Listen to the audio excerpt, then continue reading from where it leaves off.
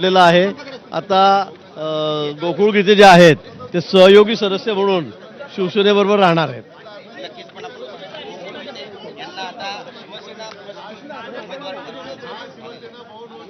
गोकुळ गीते आता हे सहयोगी सदस्य म्हणून शिवसेनेसोबत राहणार आहेत.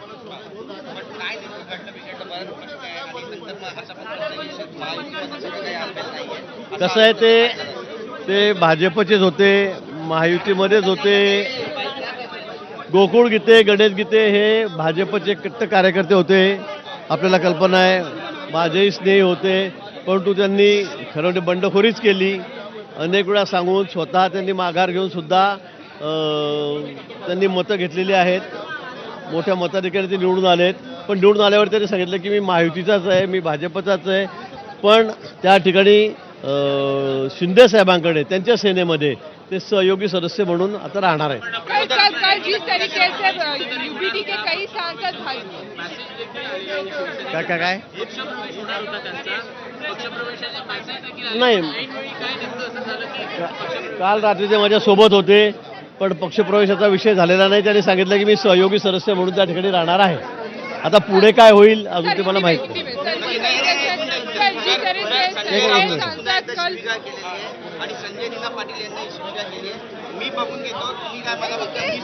संजय राऊत आता सध्या शिवीगाळ करतायत. मला वाटतं मागे पुढे ते दगड मारायला कमी करणार नाहीत, अशी त्यांची अवस्था झालेली आहे. मला असं वाटतंय खरं म्हणजे अशी शिवीगाळ करण्याची गरज नाही. राजकारणामध्ये इतका स्तर राजकारणात कधी खाली गेलेला नाही की कोणी पक्ष सोडून गेला की त्याला शिवीगाळ कर, वाटेल तसं बोल.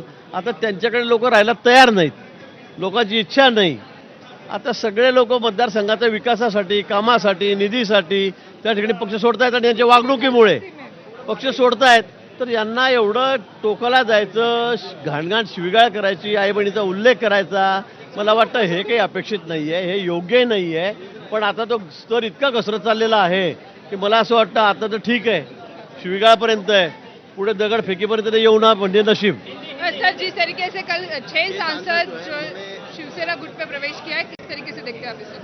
6 सांसद हैं, उन्होंने शिवसेना में प्रवेश किया है. आपने देखा है 4 दिन से सब चल रहा था, नाटक चल रहा था, लेकिन कल आखिर उसमें पर्दा पड़ा है.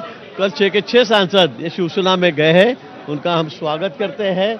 लेकिन इसके बावजूद भी मैं कहूँगा जिस तरह से शिवसेना की तरफ से कहा जा रहा है, प्रतिक्रिया दी जा रही है, संजय जी राउत जिस तरह से गाली गलौज कर रहे हैं, आने वाले समय में और भी मैं कहूँगा विधायक है, नगर सेवक है, जो महापालिका में भी है, वो भी वहाँ से बाहर निकलेंगे मुझे ऐसे लग रहा है. आणि नाशिकच्या पराभवानंतर नरेंद्र दराडे हे पहिल्यांदाच एबीपी माझाशी प्रतिक्रिया देत आहेत, पाहूयात.